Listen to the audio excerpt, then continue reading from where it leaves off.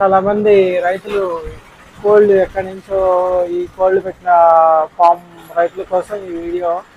అంటే చాలా మంది రైతులు ఈ యొక్క కోళ్ళని ఎక్కడెక్కడి నుంచో తెచ్చుకొని ఈ కోడి పిల్లల్ని తెచ్చుకొని ఈ ఫామ్ పెట్టేసి ఏదేదో చేయాలని పెద్ద ప్లాన్స్ ఉంటాయి. సో అలాంటి వాళ్ళకి ఈ యొక్క వీడియో. ఎలాంటి జాగ్రత్తలు తీసుకోవాలి, ఎలాంటి వ్యాక్సిన్స్ ఫాలో అవ్వాలి, ఎలాంటి డివార్మింగ్ వేసుకోవాలి, ఎప్పుడు ఏ టైంలో ఏ వ్యాక్సిన్ వేసుకోవాలి, ఏ మందులు వేసుకోవాలి అనే దాన్ని బట్టి ఈ వీడియో మీకు చెప్తున్నాను. సో ఈరోజు మనము కోడి పుట్టిన వెంటనే మనము ఫస్ట్ గ్లూకోజ్ వాటర్ అనేది ఇవ్వాలి కోడికి. ఆ తర్వాత ఫస్ట్ డేనే 0th డేనే మనం మ్యారిక్స్ వ్యాక్సిన్ అనేది వేసుకోవాలి.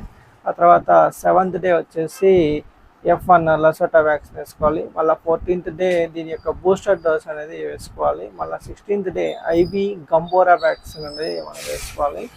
ఆ తర్వాత 21st డే 28th డే ఈ యొక్క F1, 28th డే వచ్చేసి ఐబీ గంబోరా వ్యాక్సిన్ అనేది మనం వేసుకోవాలి. కోడి పిల్లలకి ఎప్పుడైతే 42 డేస్ వస్తాయో అప్పుడు మనం ఫౌల్ పాక్స్ వైరస్ అంటే ఈ అమ్మవారు ఈ పొక్కులు, కంటి మీద పొక్కులు, నోటు మీద పొక్కులు, బాడీ మీద పొక్కులు లాంటివి వచ్చి చాలామంది రైతులు మన హాస్పిటల్ కూడా తీసుకుని వచ్చి ట్రీట్మెంట్ చేయించుకుంటూ ఉంటారు. సో 42nd డే వచ్చేసి మీరు ఈ పాక్స్ వైరస్కి సంబంధించిన టీకా కంపల్సరీగా వేసుకోవాలి.